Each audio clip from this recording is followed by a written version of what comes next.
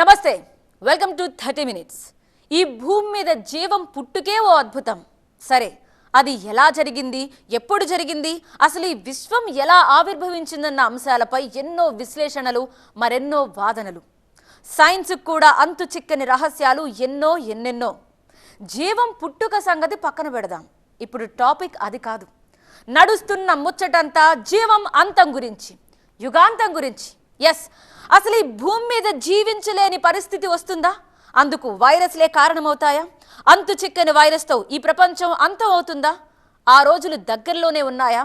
Corona, Zika, Nipah, tomato, monkey pox ఇచ్చే సందేశం, చేసే వార్నింగ్ అదేనా?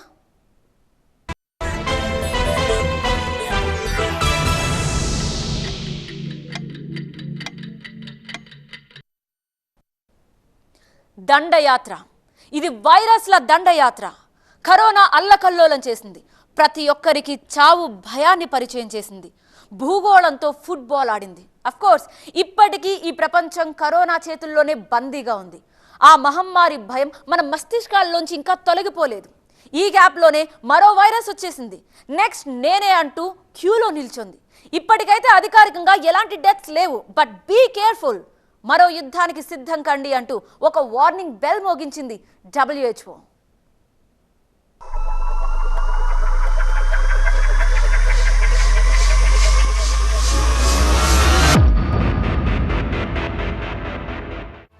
కరోనాతో అష్ట కష్టాలు పడ్డాం. Zika, Nipah, tomato భయపెట్టాయి.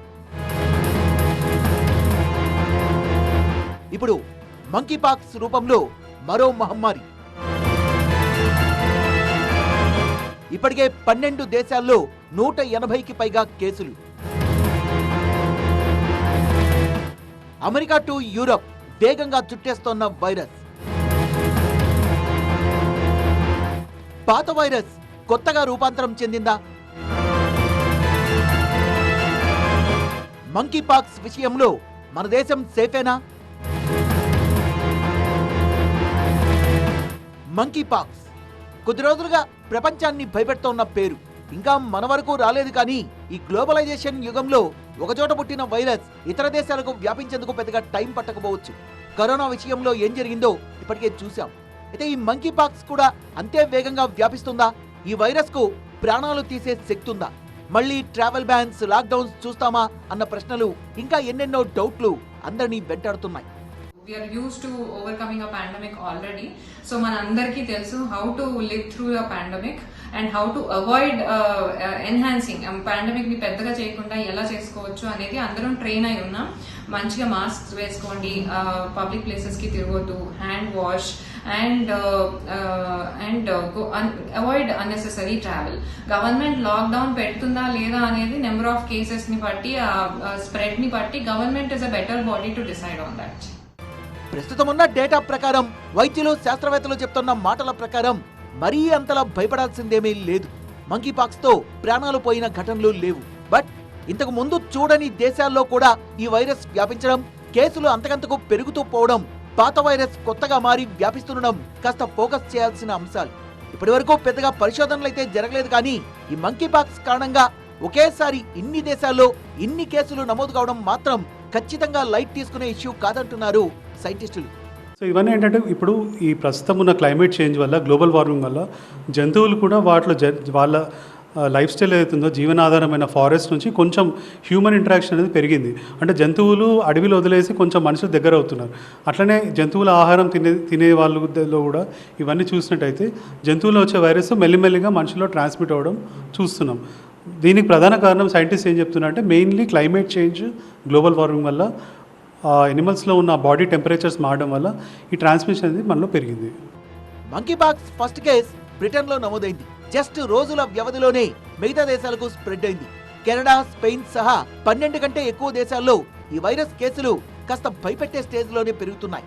WHO data ప్రకారం Netherlands, Germany, France, Portugal, Spain, Sweden, UK, అమెరికాల్లో దీని వ్యాప్తి ఎక్కువగా ఉంది. ఈ లిస్టులో ఆస్ట్రేలియా, ఇజ్రాయెల్ కూడా చేరాయి. ఇదే పరిస్థితి కొనసాగితే కేసులు మరింత పెరిగే అవకాశం ఉందని వార్నింగ్ ఇచ్చింది ప్రపంచ ఆరోగ్య సంస్థ. జాగ్రత్తగా ఉండాలంటూ హెచ్చరికలైతే జారీ చేసింది. అసలు ఏంటి మంకీ పాక్స్ వైరస్? నిజంగానే దీనికి అంత సీన్ ఉందా, లేక కరోనా సృష్టించిన విలయం చూశాం కాబట్టి వైరస్ అనగానే మనం ఉలిక్కి పడుతున్నామా? సింపుల్ గా చెప్పాలంటే ఈ మంకీ పాక్స్ కూడా మసూచి, స్మాల్ పాక్స్, చికెన్ పాక్స్ వంటి మరో వైరస్. గ్రామీణ ప్రాంతాల్లో మనం పెద్దమ్మవారు, చిన్నమ్మవారు, పొంగు, ఆటలమ్మ ఇలా రకరకాల పేర్లతో పిలుస్తాం. సో ఇబ్బందులుంటాయే తప్ప మరీ ప్రాణాంతకమైతే కాదు. కోవిడ్ మాదిరిగా భయపడాల్సిన పని లేదు. లాక్డౌన్లు, ట్రావెల్ బ్యాన్ లాంటివి ఉండే ఛాన్స్ కూడా లేదు. ఇప్పుడున్న ప్రకారంగా monkey virus, monkey pox virus సివియారిటీగా నోట్ చేయలేదు. ఇంతవరకు డెత్ కూడా కాలేదు ప్రపంచంలో ఎక్కడ కూడా. ట్రీట్మెంట్ అంటూ స్పెసిఫిక్ ఉండదు. సెల్ఫ్ లిమిటింగ్ డిసీజు, ప్రికాషన్ తీసుకోవాలి. ఏదేమైనప్పటికీ ఈ వైరస్ బారిన పడకుండా ప్రజలందరూ కూడా అధైర్యపడద్దు. ఈ వైరస్లు వస్తుంటాయి, ఇంకా రూపాంతరం చెందుతుంది. వైరస్ యొక్క లక్షణమే అది. రూపాంతరం చెంది చెంది చెంది వీక్ అవ్వచ్చు, ఒక్కొక్కసారి స్ట్రాంగ్ అవ్వచ్చు. స్ట్రాంగ్లో 2 రకాలు ఉంటుంది. హై విరులెన్స్ ఉంటుంది, లో విరులెన్స్ ఉంటుంది. ఒకవేళ లో విరులెన్స్ ఉన్నప్పుడు హై స్ప్రెడ్ అవుతుంది, హై విరులెన్స్ ఉన్నప్పుడు లో స్ప్రెడ్ అవుతుంది. ఇప్పుడు వస్తున్న ఈ మంకీ పాక్స్ కూడా ఆర్థోపాక్స్ వైరస్ ఫ్యామిలీకి చెందింది. ఈ వైరస్ కూడా మసూచి తరహా పొక్కుల్నే కలిగిస్తుంది.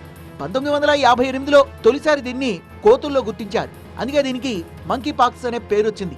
1970 నుంచి 11 ఆఫ్రికా దేశాల్లో ఈ మంకీ పాక్స్ కేసులు నమోదయ్యాయి. జనరల్ గా ఆఫ్రికాలోని గ్రామీణ ప్రాంతాల్లో కనిపించే ఈ వైరస్ ఇప్పుడు అమెరికాతో పాటు యూరప్ కంట్రీస్ లోకి ఎంట్రీ కావడమే సమస్య. అది కూడా రోజుల వ్యవధిలోనే వందల సంఖ్యలో కేసులు నమోదు కావడం ప్రస్తుత ఈ ఆందోళనలకు కారణం. మంకీ పాక్స్ అనే కొత్త వైరస్ వచ్చింది. అది ఎందుకు ఇన్ని కంట్రీస్లో, ఇదివరకు ఎప్పుడూ కూడా ఆఫ్రికాలో ఉంది. అది ఎప్పుడో ఒక 60-70 ఏళ్ల క్రితం కనిపెట్టారు మంకీ పాక్స్ వైరస్ అనేది. సో అది ఆఫ్రికాలో ఎప్పటికప్పుడు ప్రతి సంవత్సరం వస్తుంది, పోతుంది. కానీ ఇప్పుడు ఎందుకు ఇంపార్టెన్స్ వచ్చిందంటే అది ఆ ఒక్క కంట్రీలో కాకుండా ఇంకొక 8 కంట్రీల్లో సడన్గా డిటెక్ట్ అయ్యింది. ఎందుకు డిటెక్ట్ అయ్యి ఉండొచ్చు అంటే ఇప్పుడు కోవిడ్ తర్వాత ఎప్పుడైతే రెస్ట్రిక్షన్స్ అన్నీ తీస్తారో అందరూ కూడా మూమెంట్ ఎక్కువ ఉంది. సో అన్ని కంట్రీస్ విజిట్ చేయడం, ఒక కంట్రీ నుంచి ఒక చోటుకి వెళ్ళడం, దానివల్ల వైరస్ అనేది కొంచెం స్ప్రెడ్ ఎక్కువ ఉంది. అంటే ఏరియా ఆఫ్ ఈ మంకీ పాక్స్ సోకితే జ్వరం, తలనొప్పి, వాపులు, వెన్ను, కండరాల్లో నొప్పి ఉంటుంది. శరీరంపై దద్దుర్లు వస్తాయి. ముఖం, అరిచేతులు, పాదాలు, అరికాళ్లపై ఇవి ఎక్కువగా కనిపిస్తాయి. విపరీతమైన దురదొచ్చి పుండుగా మారి ఆ తర్వాత చర్మంపై మచ్చలుగా ఉండిపోతాయి. ఇంచుమించి ఈ లక్షణాలన్నీ చికెన్ పాక్స్ లాంటివే. జనరల్ గా 1 వీక్ లో అదే తగ్గిపోతుంది. అయితే కొద్ది మందిలో మాత్రమే విషమంగా మారుతుంది. ప్రాణాలు పోయిన ఘటనలు కూడా చాలా చాలా తక్కువ. సిమ్టమ్స్ స్టార్ట్ అయ్యంగానే ఇట్లాంటి డౌట్స్, ఇట్లాంటి సిమ్టమ్స్ ఉండగానే డాక్టర్ని చూడడం, ఇమీడియట్ మెడికల్ అడ్వైస్ తీసుకోవడం చాలా బెటర్. ఎందుకంటే సపోజ్ మనకి సిమ్టమాటిక్ ట్రీట్మెంట్ స్టార్ట్ చేయకపోతే it can land up in complications like pneumonia రావడం, సెప్సిస్ రావడం, తర్వాత సెకండరీ ఇన్ఫెక్షన్స్ అని రావడం. ఇంకొకటి ఏంటంటే మళ్ళీ spread to other human beings and the activity can increase of the virus. So ఎప్పుడో ఎండమిక్ గా మారిందనుకున్న ఈ వైరస్ మళ్ళీ ఎలా వ్యాప్తి చెందుతోంది అన్నదైతే ఇప్పుడు తేలాల్సిన అంశం. ఇదే ఇష్యూ శాస్త్రవేత్తలకు కూడా అంతు చిక్కడం లేదు. అదే పాత ఆర్థోపాక్స్ వైరస్ కొత్తగా మ్యూటెంట్ చెందింది, మనుషుల్లో వ్యాపిస్తోంది. అయితే ఈ కొత్త మ్యూటెంట్ తో ఏవైనా ఊహించని ఇబ్బందులు తలెత్తుతాయా అన్నదైతే ఇప్పుడే చెప్పలేం. మన దేశంలో ఇప్పటి వరకు ఒక్క మంకీ పాక్స్ కేసు కూడా లేదు. కానీ WHO వార్నింగ్స్ తో ఇప్పటికే కేంద్రం అయితే అలర్ట్ అయింది. కేర్ఫుల్ గా ఉండాలంటూ national centre for disease control భారత వైద్య పరిశోధన మండలికి సూచించింది. పలు రాష్ట్రాలు కూడా ఇదే బాటలో ఉన్నాయి. వైద్యులు కూడా ఒకటే భరోసా ఇస్తున్నారు, మంకీ పాక్స్ ప్రాణాంతకం కాదని స్పష్టం చేస్తున్నారు. సో ఇప్పటికిప్పుడైతే వడికిపోవాల్సిందేమీ లేదు. అలాగని అజాగ్రత్తగా ఉండడం కూడా సరికాదు. దేశంలో కొత్తగా గుర్తించిన ఒమిక్రాన్ సబ్ వేరియంట్స్ ఇవే. వదిలేదే లే అంటోంది కరోనా. వ్యాక్సిన్ లెన్నొచ్చినా నా దారి రహదారి అన్న రేంజ్లో సవాల్ విసురుతోంది. రోజుకో కొత్త వేరియంట్ను పరిచయం చేస్తోంది. దేశంలోనూ క్రమంగా కేసులు పెరుగుతున్నాయి. చైనా రాజధాని బీజింగ్లో మళ్లీ లాక్డౌన్ విధించారు. ఎప్పటికప్పుడు సరికొత్తగా మ్యూటేషన్ చెందడమే కరోనా బలం. మరి మంకీ పాక్స్ విషయంలోనూ అదే జరిగిందా? ఫ్యూచర్లో మరిన్ని వేరియంట్స్ పుట్టుకొస్తాయా? అదే జరిగితే ప్రాణాలకు ముప్పు తప్పదా? మంకీ పాక్స్ కొత్త వైరస్ కాదు, పాత వైరసే కొత్తగా వ్యాపిస్తోంది, భయపెడుతోంది. ఇది మళ్లీ ఒక్కసారిగా ఎలా బలపడిందన్నది తేలాలి. మంకీ పాక్స్ లో ప్రధానంగా 2 స్ట్రెయిన్స్ ఉన్నాయి. ఒకటి కాంగో స్ట్రెయిన్, ఇది కొంత తీవ్రంగా ఉంటుంది. మరో స్ట్రెయిన్ పశ్చిమ ఆఫ్రికా. ప్రస్తుతం నమోదవుతున్నవి పశ్చిమ ఆఫ్రికా స్ట్రెయిన్ కేసులే. సో మరణాల భయం పెద్దగా లేదు. Specific treatment for monkey virus అంటే యాంటీవైరల్స్ ఉంటుంది with combination with other modes of treatment. దాంతోపాటు vaccines are still under trial for monkey virus. ఇట్లాంటి సిమ్టమ్స్ అన్ని మేనేజ్ చేయడం is mainstay of the treatment. ఈ సిమ్టమ్స్ కి ఇప్పుడు ఫీవర్ కి మళ్ళీ paracetamol and tepid sponging and increased fluid intake. తర్వాత స్కిన్ ర్యాషెస్ వస్తే దానికి dermatologist will prescribe specific treatment for skin rashes. General గా మంకీ పాక్స్ వైరస్ జంతువుల నుంచి మనుషులకు వస్తుంది. ఇది అంటు వ్యాధి. ఆ వ్యాధి బారిన పడిన జంతువుని కొరికినా ఆ మాంసాన్ని సరిగ్గా ఉడికించకుండా తిన్నా వస్తుంది. తుంపర్ల నుంచి అంటుకునే అవకాశం కూడా ఉంది. మంకీ పాక్స్ సోకిన వారి బాడీలో ఆ వైరస్ దాదాపు 1 నెల రోజులుంటుంది. సెక్స్ ద్వారా కూడా ఈ వైరస్ మరొకరికి వ్యాపిస్తోంది. ఎక్కువగా గే, బైసెక్షువల్ పురుషుల్లోనే ఇది కనిపిస్తోందట. కారణం ఏంటన్నది తేలాల్సింది. దీని ట్రాన్స్మిషన్ ఎలా ఉంటుంది అంటే first animal to human transmission వచ్చేసరికి ఇన్ఫెక్టెడ్ యానిమల్స్ ని హ్యాండిల్ చేయడం, వాటి ఫ్లూయిడ్స్ అవి మనం టచ్ చేయడం, అవే చేతులతో తినడం, ఆర్ అన్కుక్డ్ ప్రాపర్ గా కుక్ చేయని మీట్, ఇన్ఫెక్టెడ్ యానిమల్స్ మీట్ తినడం మూలాన ఉంటుంది. And human to human transmission ఎలా ఉంటుంది అంటే సేమ్ మళ్ళీ డ్రాప్లెట్ ఇన్ఫెక్షన్, మనం దగ్గినా తుమ్మినా గానీ ఆ డ్రాప్లెట్స్ వెళ్ళి వేరే వాళ్ళ మీద పట్టడం, ఆ ఇన్ఫెక్టెడ్ హ్యాండ్స్ ని మనం మళ్ళీ నోస్ దగ్గర గానీ తినడం గానీ చేసినప్పుడు హ్యూమన్ టు హ్యూమన్ ట్రాన్స్మిషన్ వస్తుంది. ఇక కరోనా విషయానికి వద్దాం. కొన్ని రోజులు వెనక్కి వెళితే కోవిడ్ కొత్తగా మొదలైన రోజులవి. అప్పట్లో పెద్దగా ఎవరికీ అవగాహన లేదు. ఒక్కో వేరియంట్ ఒక్కో రకమైన ఎఫెక్ట్ చూపెట్టింది. బట్ ఎక్కువ మందిని పొట్టన పెట్టుకున్నది మాత్రం డెల్టా వేరియంట్. అంతకు ముందే ఆల్ఫా, బీటా ఉన్నప్పటికీ డెల్టా సునామీలా విరుచుకుపడింది. లక్షల్లో జనం చనిపోయారు. ప్రతిరోజు లక్షల్లో కేసులు నమోదయ్యేవి. వేలల్లో జనం చనిపోయేవారు. ఆ తర్వాత వచ్చిన ఒమిక్రాన్ డెల్టా కంటే వేగంగా విస్తరించిన మరణాల సంఖ్య చాలా తక్కువ. అమ్మయ్య అని ఊపిరి పీల్చుకుంటూ ఉండగానే ఇప్పుడు కొత్త సబ్ వేరియంట్లు రావడం ఆందోళనకరం. దాదాపుగా ఈ వైరస్ ప్రతిసారి అన్ని వైరసెస్ కూడా రూపాంతరం చెంది మ్యుటేషన్ చెందుతూ ఉంటాయి. ఈ మ్యుటేషన్స్లో చాలా వరకు రూపాంతరం చెందినప్పుడు అవి వీక్ అవుతాయి. కానీ కొన్నిసార్లు ఈ మ్యుటేషన్స్లో కొంతమంది స్ట్రాంగ్గా అయ్యి తర్వాత హై విరులెన్స్ అయ్యి ఫాస్ట్ స్ప్రెడ్డింగ్ మ్యుటేషన్స్ కూడా జరగవచ్చు. అలాంటి సందర్భంలో మనకు కోవిడ్ కూడా రూపాంతరం చెంది రకరకాల దాంతో కొంత ఫాస్ట్ స్ప్రెడ్డింగ్ అని ఒమైక్రాన్ అని రీసెంట్గా మనకు చాలా ఫాస్ట్ స్ప్రెడ్డింగ్ ఉంది. బట్ చాలా ఇన్ఫెక్ట్ తక్కువ ఉండే. తర్వాత డెల్టా వేరియంట్ మనం చాలా వరకు మనం మోటార్టీ ఉండి చాలామంది చనిపోయారు రెస్పిరేటరీ ప్రాబ్లం. ప్రస్తుతం దేశంలో కరోనా కేసుల సంఖ్య బాగా తగ్గింది. రోజుకి 2000 లోపు మాత్రమే వస్తున్నాయి. అవి కూడా ఈ మధ్య పెరిగాయి. మరణాలు తగ్గిపోయాయి. అయితే మళ్లీ కొత్త వేరియంట్లు పుట్టుకురావడమే అసలు సమస్య. సౌత్ ఆఫ్రికా వంటి దేశాల్లో వ్యాపించిన ఒమిక్రాన్ సబ్ వేరియంట్స్ BA.4, BA.5ని 2 రోజుల క్రితం మన దేశంలో కూడా గుర్తించారు. తమిళనాడు, తెలంగాణలో ఇవి బయటపడ్డాయి. 2 డోసుల వ్యాక్సిన్ పూర్తయిన వారికి కూడా ఈ వైరస్ సోకింది.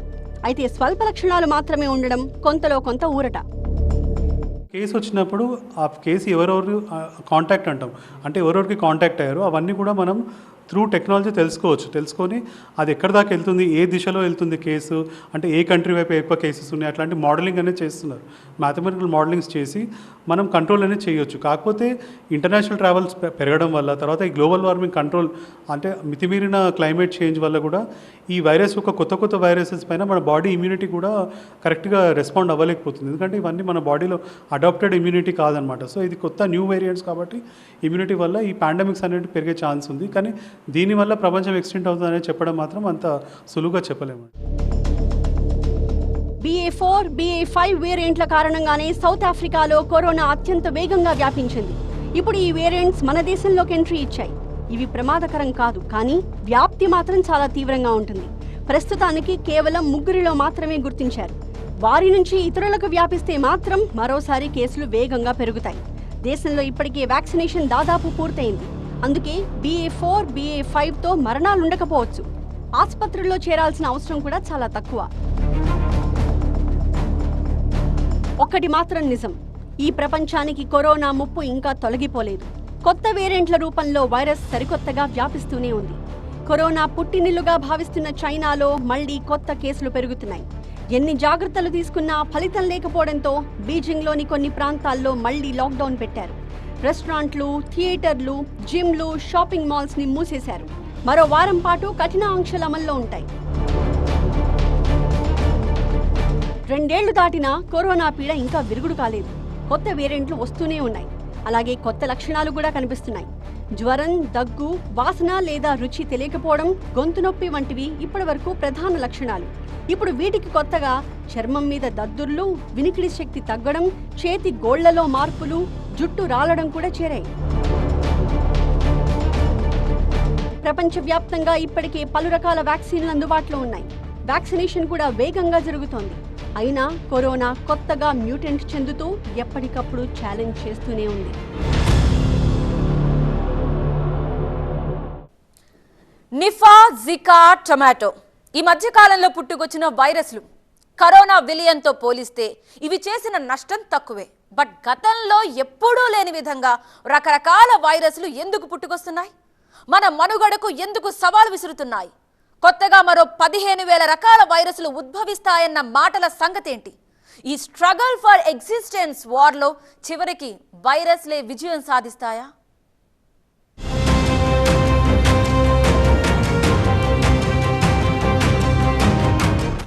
యుగాంతం ఎప్పటి నుంచో చర్చలో ఉన్న ఇంట్రెస్టింగ్ ఇష్యూ. 2012లో ఇంకే ఉంది, ప్రళయం వచ్చేస్తోంది, ది ఎండ్, అంతా అయిపోయింది అన్నారు. కానీ జరగలేదు. ఇప్పుడు 2036, 2068 అంటున్నారు. మొత్తానికి ఎప్పుడో ఒకప్పుడు ఏదో ఒక రోజు విలయం తప్పదా? అదే నిజమైతే అది ఏ రూపంలో వస్తుంది? క్లైమేట్ చేంజెస్, ప్రకృతి విపత్తులు, గ్లోబల్ వార్మింగ్, భూకంపాలు, సునామీ, ఏలియన్స్ ఇలా ఎన్నో చెప్పారు. బట్ ఇప్పుడు ఈ లిస్ట్లో వైరస్ కూడా చేరింది. పాపులేషన్ బట్టి మనం చేస్తున్న కొత్త మోడర్నైజేషన్, ఏదైతే చెట్లు అవన్నీ కొట్టేయడం, న్యాచురల్ హ్యాబిటెట్స్ అంటే ఇప్పుడు అడవుల్లో జంతువులు ఉండేవి ఇది వరకు, ఆ హ్యాబిటెట్స్ ఎప్పుడైతే తీసేస్తామో ఊళ్ళలోకి జన సంచారంలోకి వస్తాయి. వాటి వల్ల వాటికి ఉండే జబ్బులు కూడా మనకి వచ్చే ఛాన్స్ పెరుగుతుంది. డెఫినెట్లీ డిసీజెస్ ఇవన్నీ పెరుగుతాయి మోడర్నైజేషన్ వల్ల. బట్ అంతమైతే అయిపోయే ఛాన్స్ అయితే లేదు. ఎందుకంటే ఎప్పటికప్పుడు మన హ్యూమన్ బాడీ కూడా దానికి అక్లిమటైజ్ అవుతుంది. మనకు కూడా మ్యూటేషన్స్ వస్తాయి. వైరస్ ఏదైతే మ్యూటేట్ అవుతూ కొత్త కొత్త రకాలు వస్తున్నాయో అదేవిధంగా మన వ్యాధికి నిరోధక శక్తి కూడా పెరుగుతుంది. మానవ జాతికి వైరస్లు ఎప్పటి నుంచో సవాల్ విసురుతూనే ఉన్నాయి. రకరకాల వ్యాధులతో దండెత్తుతూనే ఉన్నాయి. సరైన వైద్యం అందుబాటులో లేని రోజుల్లో ఎన్నో ప్రాణాలు పోయాయి. బట్ ఇప్పుడు సైన్స్ డెవలప్ అయింది. వైరస్లు విసిరే సవాళ్లను తట్టుకుని నిలబడగలుగుతున్నాం. కరోనా విలయం, అది సృష్టించిన మహాప్రళయం నుంచి పూర్తిగా కోలుకోనప్పటికీ దాన్ని ఎదుర్కొని నిలిచిన తీరు అద్భుతమే. ఈ భూమి మీద వైరస్ ఆవిర్భావం ఎలా జరిగింది అన్నదానికి స్పష్టమైన సమాధానం మాత్రం ఇప్పటి వరకు లేదు. అయితే ఈ మధ్య మన దేశంలో వెలుగు చూసిన వైరస్లన్నీ దాదాపు కేరళలోనే బయటపడ్డాయి. కరోనా, జికా, నిఫా, టమాటా వైరస్ అన్నింటికీ కేర్ ఆఫ్ కేరళ. ఇంకా మంకీ ఫాక్స్ దేశంలో అడుగు పెట్టలేదు. ఒకవేళ అక్కడే తొలి కేసు నమోదైనా ఆశ్చర్యపడాల్సిన పని లేదు. గేట్వే ఆఫ్ వైరస్ గా కేరళ విమర్శలు ఎదుర్కొంటోంది. ఇప్పుడు ఏంటంటే మూమెంట్ ఎక్కువ కొద్దీ కాస్త ట్రాన్స్మిషన్ ఆఫ్ వైరస్ అవి కూడా చాలా ఎక్కువగా స్ప్రెడ్ అవుతున్నాయి వేరే కంట్రీస్ కూడా. అది ఒక కారణము. తర్వాత ఈ ఇమ్యూనిటీ కొద్ది తగ్గటం ఒక కారణము. క్లైమేట్ చేంజెస్ ఒకటి కారణము. తర్వాత ఈ డీఫారెస్టేషన్, అంటే డీఫారెస్టేషన్ వల్ల కూడా కొంత వైరస్ ఎక్కువగా ఏంటంటే ఫారెస్ట్ ఏరియాస్లో అక్కడక్కడ ఉంటాయన్నమాట, జంతువుల్లో వీటిల్లో. సో ఇలా కొన్ని కారణాల వల్ల వస్తున్నాయి. అంటే ఎగ్జాక్ట్గా ఏంటి, ఎందుకు ఈ వెరైటీ ఆఫ్ వైరసెస్ వస్తున్నాయని చెప్పడానికి మాత్రం అథెంటికేటింగ్గా ఇప్పుడే ఏమి స్టడీస్ లేవు. జికా వైరస్ మ్యూటేషన్ జనాన్ని భయపెడుతున్న ఇష్యూస్ లో ఇదొకటి. జస్ట్ ఇంకొక మ్యూటేషన్ జరిగితే విస్ఫోటనమే అని ఈ మధ్య సైంటిస్టులు హెచ్చరించారు. 2016, 2017 మధ్య దేశంలో తొలి జికా కేసును గుర్తించారు. 2021లో ఓవైపు కరోనా, మరోవైపు జికాతో దేశంలో కల్లోలం రేగింది. కేరళ, యూపీలో ఎక్కువ కేసులు నమోదయ్యాయి. ఎడిస్ ఈజిప్టి దోమకాటుతో జికా వ్యాపిస్తోంది. గర్భిణులకు సోకితే పిల్లల మెదళ్లను దెబ్బతీస్తుంది. శిశువుల్లో మైక్రోసెఫలీ వ్యాధికి కారణమవుతోంది. చాలా దేశాలు ఈ మహమ్మారి బారిన పడ్డాయి. దాదాపు 30 దేశాల్లో ఏకంగా హెల్త్ ఎమర్జెన్సీ విధించాల్సిన పరిస్థితులు ఏర్పడ్డాయి. కేరళతో పాటు దేశాన్ని వణికించిన మరో వైరస్ నిఫా 1998లో మొదట మలేషియాలో గుర్తించారు. సుంగాయ్ నిపా అనే గ్రామంలో బయటపడింది కాబట్టి దీనికి నిపా అన్న పేరు వచ్చింది. ఇప్పటికే వందలాది మందిని పొట్టన పెట్టుకుంది ఈ వైరస్. 2018 మే 19న కేరళలో తొలి కేసు నమోదైంది. అధికారిక డేటా లేకపోయినప్పటికీ పదుల సంఖ్యలో జనం ప్రాణాలు కోల్పోయారు. వైరస్ సోకిన 5 నుంచి 14 రోజుల్లో లక్షణాలు బయటపడతాయి. తీవ్రత ఎక్కువైతే 24 నుంచి 48 గంటల్లో కోమాలోకి వెళ్లి మృతి చెందే ప్రమాదం ఉంది. గబ్బిలాల ద్వారా ఈ వైరస్ మనుషులకు వ్యాపించింది.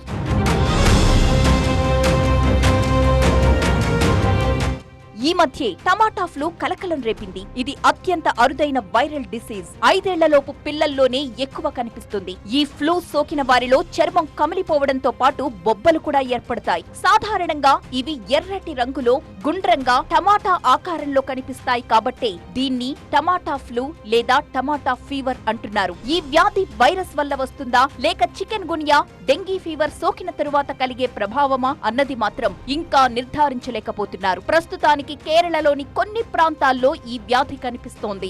2070 కల్లా సుమారు 15,000కు పైగా కొత్త వైరల్ ఇన్ఫెక్షన్లు జంతువుల నుంచి మనుషులకు సోకుతాయని ఒక అంచనా. అదే జరిగితే భవిష్యత్తులో మానవ మనుగడ కోసం వైరస్లతో యుద్ధం చేయాల్సిందే. వైరస్ వరీస్ ఇప్పట్లో వదిలేలా లేవు. మానవ జాతిపై చేసే దండయాత్ర ఆగేలా లేదు.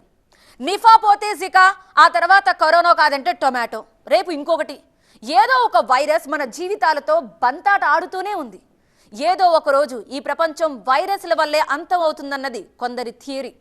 నిన్ను వీడని పీడను నేనే అంటూ వెంటబడుతున్న వైరస్లతో కలిసి జీవించడం నేర్చుకోవాల్సిందేనా?